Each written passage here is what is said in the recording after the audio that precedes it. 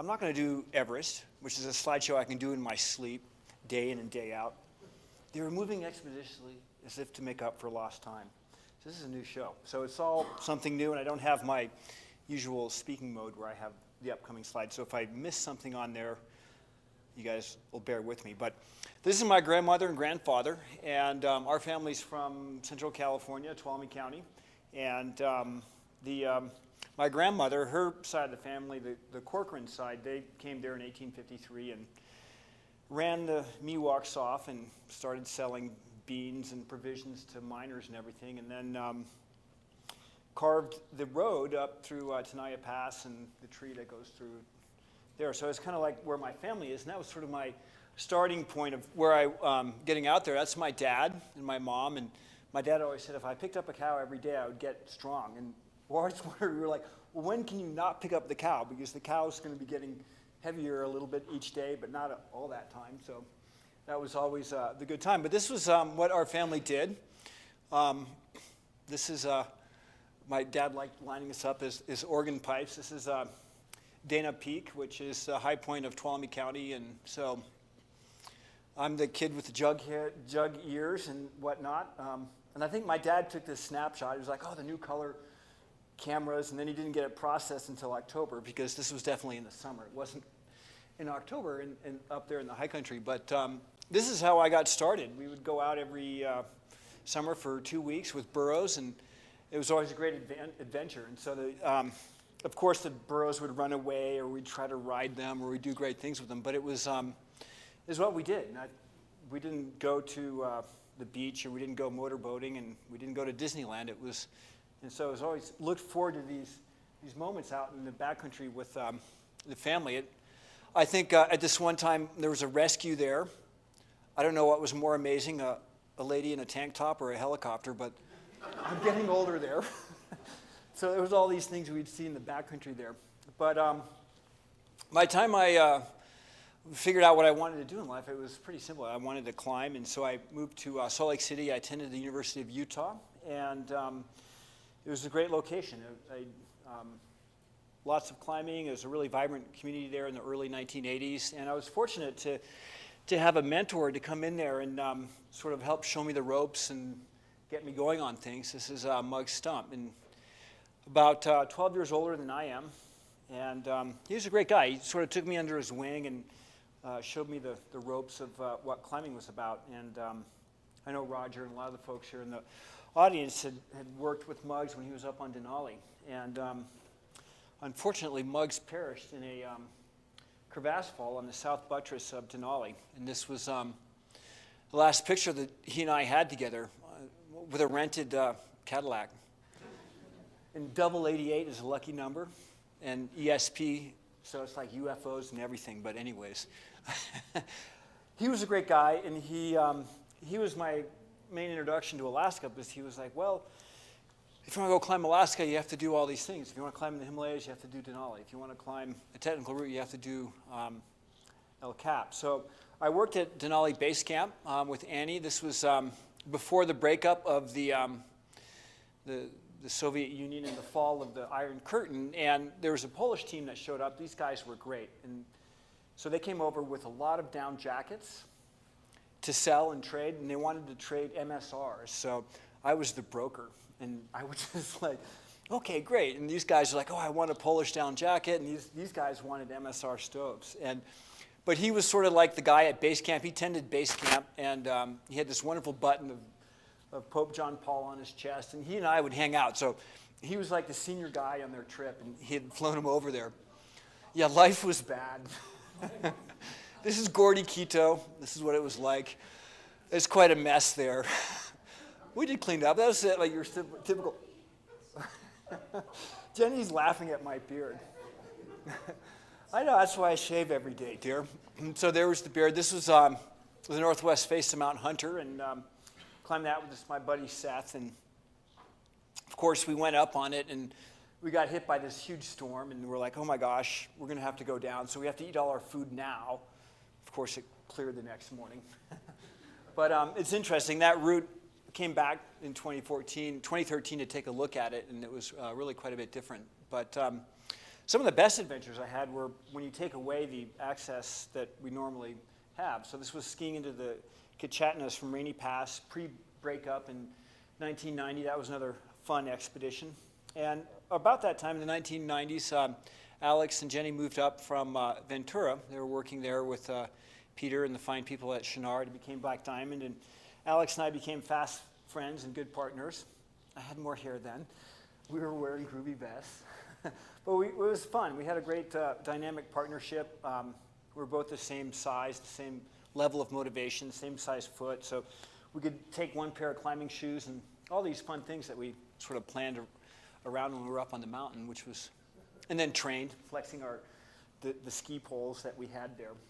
But Alex was more than strictly a climber. I mean, that was what many of us know about. But he was always, what always impressed me was his dedication as a family man. And he always referred to Jenny as a saint because she was there.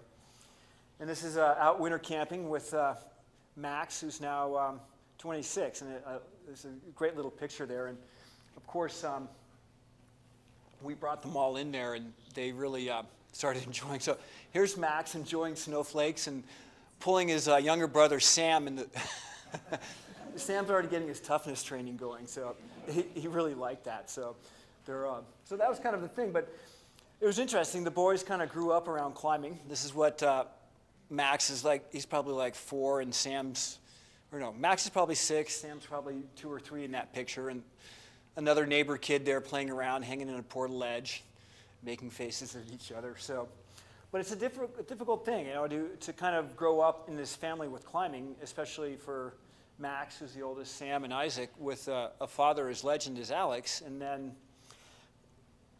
turn of events, unfortunately, in 1999, on Shishapangma, an avalanche came down and swept Alex and Dave Bridges to their death, and leaving them without anyone there. And it was a really tough time. This was Jenny and Alex.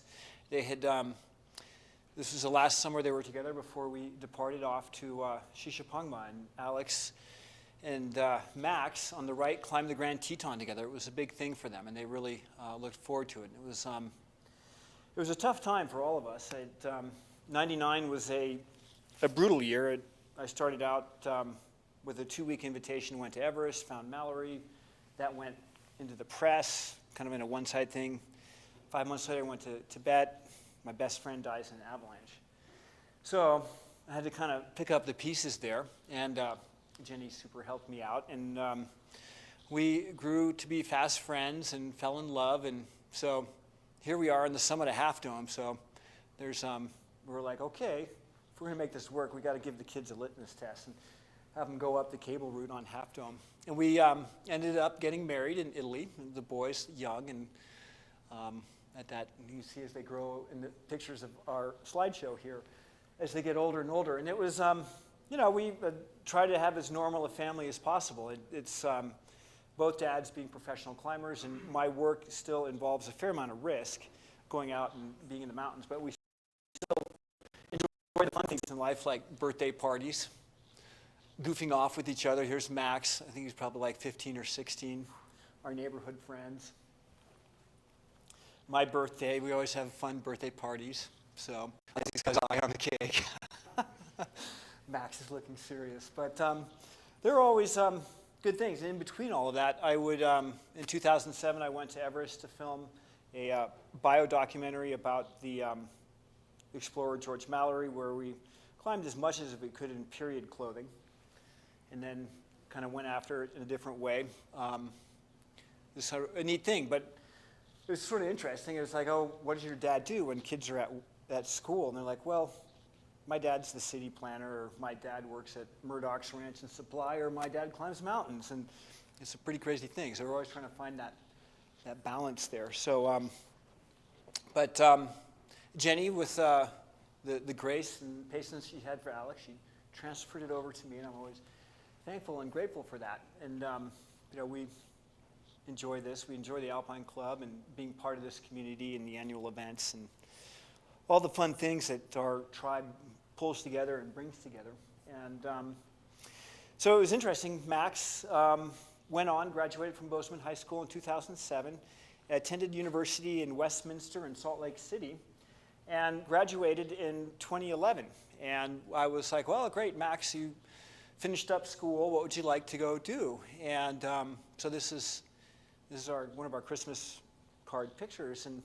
Or what would you like for your graduation present? We weren't going to buy him a car. I was thinking like maybe a computer or something like that. And he's like, no, I want to go climb Denali with my buddies. And I'm like, oh, I mean, did I hear you right? And he goes, yeah, let's go climb Denali. And so I thought, okay, this is great. So this is our Thanksgiving Day run that happens in Bozeman, where we raise money for the food bank. It's at Thanksgiving. It's always a frigid event, but we love running it together. And so we came back with the boys. Claudia, this is one of your images here. Thank you. She's in the audience. Claudia, great image. Thank you. So this was at the Bozeman Ice Festival a couple years back. She took a picture of the 3 boys, and it's one of my favorite ones there. But Max, he was like, well, I want to climb Denali. And growing up, there were certain things that we had in our family. It wasn't like you're going to become a climber because you're born into it and you need to be in it. It was, you're going to learn a second language, you're going to play an instrument, and you're going to go to university. Just 3 things. That's all we ask of you. And hopefully by doing those things, they get a lot of good life lessons in them. But we didn't want to be like, okay, you're going to have to go climbing. This is what you want to go do, and this is where we're at with it. But for Max, he was really intrigued. In 2011, I led an expedition up Denali with some North Face athletes to mentor them, and he saw that. He's like, oh, I want to go do that. So in 2013, we came back, and he was like, let's go to Denali. And so it was kind of fun because it was myself and 3 other old guys and gals that were, and then we had 9 kids with us, all age 20 or 25 or something like that. So it was kind of a neat expedition, flying into the range, and got that backwards. We packed up all of our food here. This was food for 13 people for a month, and I was like, well, this is kind of what we want. And so the kids went to Costco, and they came back, and I was like, whoa, that's way too much food. But I guess I have a reputation for not bringing enough food, so I said, well, let's just take all the food up there. So we did it. Phil Henderson on the left here is a good friend of mine. He's a Knowles instructor. He's one of the senior guys there. He's working in Chile right now. And Ryan Hudson, the young guy from San Diego that got into skateboarding, got really good at snowboarding, and rides for Snowbird Ski Resort, and really great guy. And so I was like, Phil and I were tight. We were together on Everest in 2012. He didn't make it up, and he wanted to climb Denali. He turned back on it. So we're like, let's go do it. And we had this great opportunity with Ryan, who was Max's buddy from Salt Lake, to come along with us and to be part of this trip. And kind of mentoring this group of these young guys, we coming up to the Climbers Memorial in Talkeetna, it was a pretty it's pretty sombering for these when you're in your 20s, you're invincible. Nothing ever happens to me. If something happens, it happens to someone else. They were less experienced. Something like that was bound to happen to them. You kind of push it off, and you don't see it as yourself. But it's going in there and being able to point out some of the climbers that had been there previously and what they had climbed and how they had done it was a pretty spectacular thing. But on a personal level, flying into the range, I'd climbed Denali 4 times or something like that previously, and done a couple stints with the Rangers. But to fly in with Max and his buddies was a real treat, because here we're going to come back in, land at base camp. This is an aerial view. For me, coming back to memory lane, the last time I was there was in 1989, so 24 years ago, and seeing how things had changed at the base camp and where it was. And so this is our team, all 13 of us, mostly a bunch of young kids, all bundled up underneath Mount Hunter there in the background at the start of the expedition before we got things going. Some great, I won't introduce all the kids in there because you're probably not going to remember them, but on my right here, this is Jeremy Jones, who's like the legendary snowboarder of all time. I'm sure if I called him the Justin Bieber of snowboarder, he'd like totally beat me up, but he's more like the senior guy. But he'd never been up to Denali, and he and I were collaborating together on the Protect Our Winters. Like, hey, let's go up to Denali. And so he's like, yeah, sure, we'll jump with it. So he was sort of my other partner, and then John Krakauer and Phil Henderson. So the four of us and Kasha Rigby, and she's not in her 20s, but she was the other mentor for our lady gals that were with us. So we all started up marching up onto the peak, and it was great for Max and all of his buddies to see this mountain for the first time and see something new. And for them, it was the scale of Denali, which is 14,000 feet from where you land to the summit, was something they really hadn't seen. They're used to 3,000 foot elevation gains, things like that. But we went up and enjoyed ourselves. This is from the 17 camp to Denali Pass, the Autobahn. You can see what's happening there, some of the challenges that the big mountains and on the popular routes are facing on there that we have there. So a little shot of Max and I. Yes, he's 4 inches taller than I am. He's stronger. He'll surpass me in every way, but that's what you want. So we went out climbing, doing all these good things. Kind of the fun thing to do. I guess when you're up there on your own private trip, you can do things like climb without a rope and go skiing. The Rangers, you guys are tethered in. We don't want to get in trouble. But a couple cool things that we did. There was I think these guys are the Rangers from Fairbanks. They were up there on patrol, and I think the guy on the left is re-enlisting, and the guy on the right is reading his oath. And so they had me hold the flag, and it was a pretty special thing because he was like, I'm going to re-enlist, I'm going to do it here. And all his buddies were like, okay, this is it, man. He's not drunk, he's there, and it's good. And they got over there, and we videoed it and all that other stuff. So there were a lot of good things on there. But it wasn't without its incident. One day, John and I were out acclimatizing, and we had a call of nature, and we didn't have our disposable wag bags. We put them in there, and we were cited for taking a dump when we should have put it in a crevasse. And John Krakauer, he has a lot of enemies in Alaska, as I found out, because of his Into the Wild book, and either people like him or didn't. So when they found out that it was John, it just went nuts in the press. So we felt really bad. It was a humbling thing, and it was a learning experience that we won't let happen again. But anyways, we went skiing. I'm being transparent about it. You can ask me about it at a different point. But so this snowboarding, dropping into the rescue gully here, and these guys were pretty motivated. I was more cautious, but they were like getting after it. So I kind of upped my level of skiing and was able to fulfill one of my goals, which was to ski Denali. So, but when we were there, this was 2013, so it was the 100th anniversary of the ascent of Denali. So in and around that day, we got everyone at 14 camp to come in there. And so this is the highest village in the United States, or perhaps North America at that time. We're all in there. And climbing with us at the same time was Expedition Denali, which was a team of African-American climbers put together by Knowles to go and to have an all African-American ascent of the mountain. So there's more diversity in that picture than you normally find on Denali, but it was a good time. We had a great group of people there, everyone to come out for this one massive picture. Everyone in sunglasses and their noses covered and things like that. So the youngsters figured out tent life, getting packed into a tent like sardines, playing hearts, things like that. They're enjoying what it's like being in there.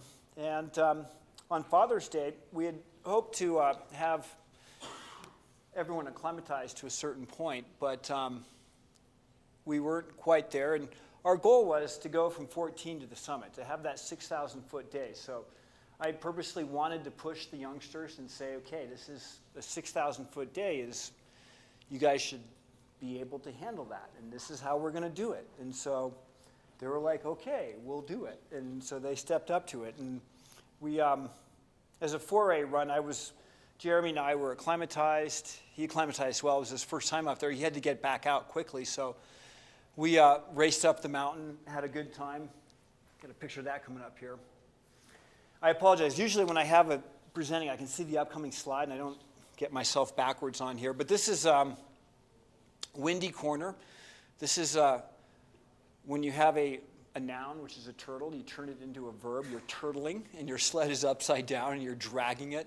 And it's, I don't know, I think something like this is always like, this is what brings on Tourette's syndrome.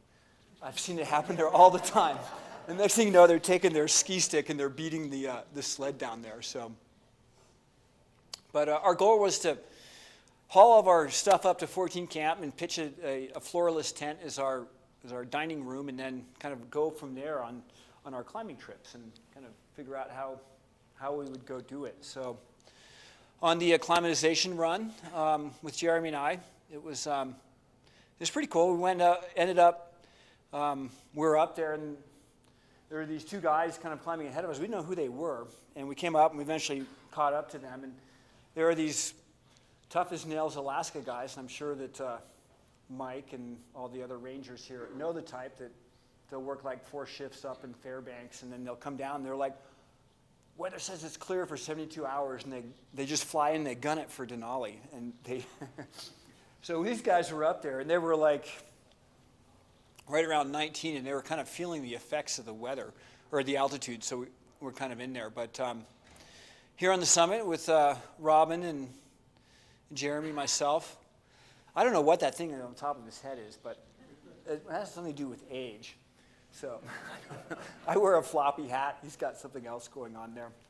Interestingly, this monument was placed on the mountain in, I think it was 1989, by Vern Tejas and his team that were up there. And that was the, when they went up there, I think they had a 3-meter-long steel sort of device, and they threaded it all together and hammered it in there. So, but whether that fills up or goes down, I have no idea, but it's sort of sticking out of the ground there, what Denali is. So we tried going up to the summit. We kept getting bouted by bad weather, and finally we figured we had this window where we had good weather. And so we went up, and we got all the way up. We were at the football field, and the team was up ahead. I was at the back of the group making sure everyone was getting up there, and then there was people that left earlier. They were coming off the summit, and they were saying, get out of here, get out of here. And all of a sudden, just from the south side, billowing over us, this huge, massive storm came with a lightning. And so all of our ears are buzzing, things are popping, and it's absolutely horrendously crazy. So this is the RMI team that was with us. We took all of our skis away because we had skis, and we separated all of our gear, and we sat there and waited for it to pass, and then went back down the mountain, which was a pretty challenging thing, doing it in 0-0 conditions and kind of a whiteout and everything like that. So it was, I think, a good learning experience for the youngsters. They all came back from it a little bit stronger, a little more happy. So here's all 13 of our whippets. So this is like the modern ice axe. I think it works a lot better than those wooden ones. But that was kind of for a run like, a ski run like Denali is kind of a transition, so we would kind of go in with that.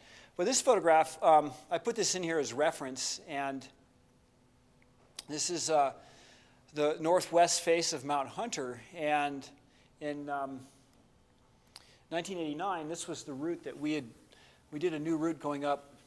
Here's my mouse. Oh, it's not reading it. So the route goes up this section there, and it was pretty much, when we got there 23 years later, it was completely melted out. And when we climbed that route, we did it on the 4th of July. So we were there about a week earlier, and it just looked, the whole mountain range just looked anemic, like it didn't have any ice and snow on it. So hopefully this big winter that we had will give us a chance to get more, to have that resurface and come back up there. So this is probably the best part of it, is the Ranger Camp at 17. This is Rennie Jackson, who's alumni of the National Park Service and ran the Grand Teton Rescue Service up there, and his daughter, and Ang, who's in the audience with us today. So we're now going on It'll be our 8th year of Sherpa Exchange is to Denali Rescue Program. So as we talk about the challenges with Everest going forward, this is a great model of what Denali does. How are the crowds, how many people are given permits? How is it managed? How do things go on there? And it's a very different mountain. It's 2,000 meters lower. The season goes from April 15th to July 15th. And there's probably 1,500 people that registered to go do it. And so it's they manage it well. Everest, on the other hand, you'll have maybe 300 to 400 climbers and another equal amount of people in support of those climbers. And then the weather window is only 2 weeks. And then within those 2 weeks, you have to find a few days. And so that puts a lot more pressure on the mountain and the resources there. And it's also about 2,700 meters taller, which makes it a real challenge on there. So, this is a great picture here. It's a bittersweet too. There's one of the guys in there was with me on the upper right with the Everest cap. Lakba, he was with us in our '99 expedition and had perished on Annapurna working for a Western group. And so he was one of our students and instructors at the Khumbu Climbing Center and had worked on Everest and again, a lot of the challenges that we saw that happened in this on April 18th, these gentlemen here take a lot of the pressure is upon them. So the Forte Mafia there. So, but anyways, it's all about friendship going up there. Here's John, the elusive Mr. Krakauer. He does like to climb. He gets out there. And a special shout out to Jeff. He's not here. Camilla, this is your excellent picture, pardon me. But Jeff's with us in spirit, and so he's a fun guy with the club here. One last thing. Today, 45 years, it was the United States chance to do a first ascent of some great magnitude. In fact, at the moon cave, 16 years after the first ascent of Everest is pretty remarkable. I mean, climbing mountains is logical, and I mean, they went to the moon on a rocket. There's more computing power in your cell phone. Landed it with a ballpoint pen. It's pretty cool stuff. And I remember as a kid, I was just absolutely inspired by it. So it's one of those, it's right up there with May 29th, which was 53, the first ascent of Everest, July 20th, 69, one of those great points in history. So,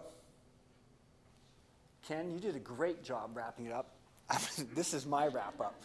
We can either ask questions or you can, I can pass it over to Ellen. I think it'd be wonderful if people have questions of Conrad. Let's have a few questions right now. Okay, Ellen. Okay, questions for Conrad. I have one. You had said something when we were first communicating about this program about your first climb on Denali, and you were actually doing science work? Yep. What was that? We were there in 1989, and I was working for Arizona State University. And Muggs' brother, Ed Stump, is a geologist from Arizona State University in Tempe. And so we were studying the uplift of Denali, and the technique that is used there is fission tracking. So we went and sampled granite from the summit all the way down to 3,000 feet at 100-meter intervals, 300-foot intervals, and we'd take a sample out. And then within that granite, apatite is one of the elements that's in there, and that would just get taken out. And then the track that apatite leaves, is as it's exposed to the atmosphere, allows us to gauge the uplift of the mountain. So Denali is still growing. It's at the crest of the Asia-Pacific Ring of Fire going north, so it's growing in geologic time. It's not going to probably grow much in our time. But it was a great expedition, and I was able to go up there, and I was Muggs' subby dude, which at the time I was probably 24 or 25. So, and he'd played football, and his knees were bad, so he made me carry the rocks. He's like, "You'll be stronger for it." I'm like, "Yes, sir." Another question. Oh, come on. This guy's been all over the world climbing. Well, is Max going to continue climbing? Well, he's not crazy about it. I mean, It's not crazy. He likes to do it. He'd like to go back to Denali because he was within right there. But it was, when we turned back, it was the most primal messaging to turn back. It was like just the most reptilian part of our brain that said, go home. There wasn't any like, well, if we go up now, how much food do we have? How much water? There was just like, we're out of here. And so maybe if he comes back, he'd like to come climb that and do that. But as of yesterday, he didn't come like, let's go out for the Dawn Patrol cragging mission. So he's not like a lifer, which is probably good. It makes Jenny's life easier. You don't want to be a lifer. And your life is like all, do other things. Was it different at the time with your son compared to another expedition? The difference between climbing with my son and another expedition, I can bark at my son with more authority. He might push back a little, but I don't guide, so I'm not. I just stopped doing that in '93 at my mother's request, and so it's just not my cup of tea. And but Max was great. It was with his buddies in there, and I think they all knew I'm a drill sergeant, and I expect a lot of them. And they would like the wake up and be like, "Who left the food bag unzipped last night? It snowed 3 inches," and they'd be like all in their tent. And like, ended up it wasn't one of the kids. I found out like the second day in, the responsible party came over and said, "I left the bag undone. Don't be barking at the kids." I'm like, okay, but you got the lesson, right? Because you unzip your food bag and it'll snow overnight, and everyone's kind of experienced that. So, but it's a good time with them, and I think we're better friends for it. To do something like that where you're living side by side for 21 days and doing something that's challenging is it's a good thing to do. It's a good thing to do with your family. So I appreciate that. And How do you get caught misplacing your weights? with a telescope, we were skiing up, and we just all of a sudden we had a crowning moment of glory. And we came down. We're like, oh man, we apologized, but we didn't have the plastic bag, and we were skiing. We didn't know that it was like, oh my gosh. So, and that was that. And then some reporter that has an axe to grind with Krakauer caught it, and then the Daily Mail picked it up in England. So it was pretty humbling. So that was that. Anyways, this guy, the reporter or something, that it was like, oh my gosh, he'd already had a big beef about the whole Fairbanks story with Into the Wild and whatnot. So that was a good learning experience. So.